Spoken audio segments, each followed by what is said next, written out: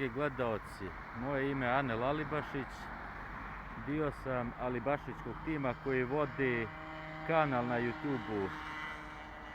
Nalazimo se u blizini sportske dvorane Topolice. Treba da znate jednu stvar. 15. oktobra se dogodila oluja koja je razorila most željeznice. Most željeznice je sada uskoro u totalnoj sanaciji pa će biti prohodiv. Ovim putem ću zamoliti da se pretplatite na naš kanal, jer ćemo i u buduće izbacivati mnogo interesantnih video snimaka kako grada Bara, Crne Gore, regiona, tako i drugih tema. Oprostite zbog maske.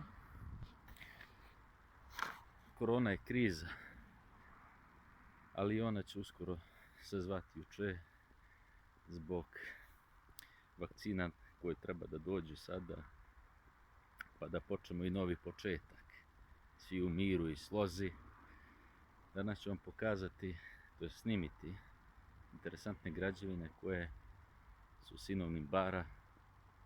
Svi ljudi koji žive van Crne Gore i žele upoznati primorje crnogorsko, grad Bar, ovim putem će imati predstavu koliko je grad na Mediteranu sa najviše sunčanih dana u godini jako lijep za posjetiti.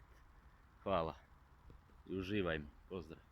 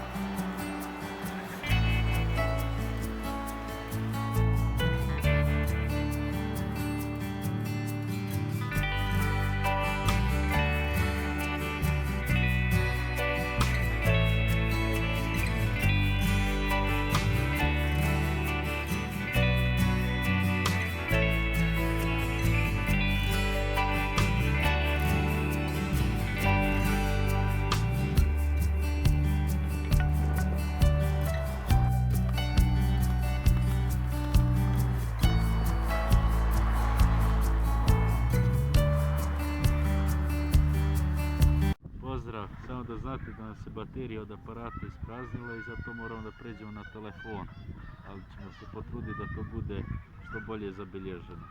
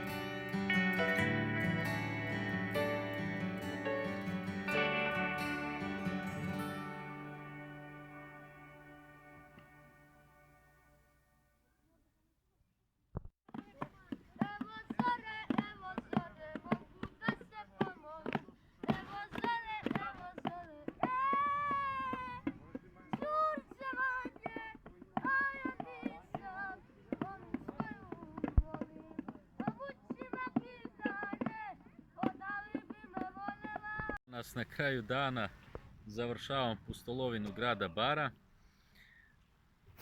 Pozdrav ih sve. Ćao. Hvala što ste gledali Vidimo video. se drugi put. Hvala što ste gledali video. I nadamo se da ćemo se družiti i u ostalim video snimcima.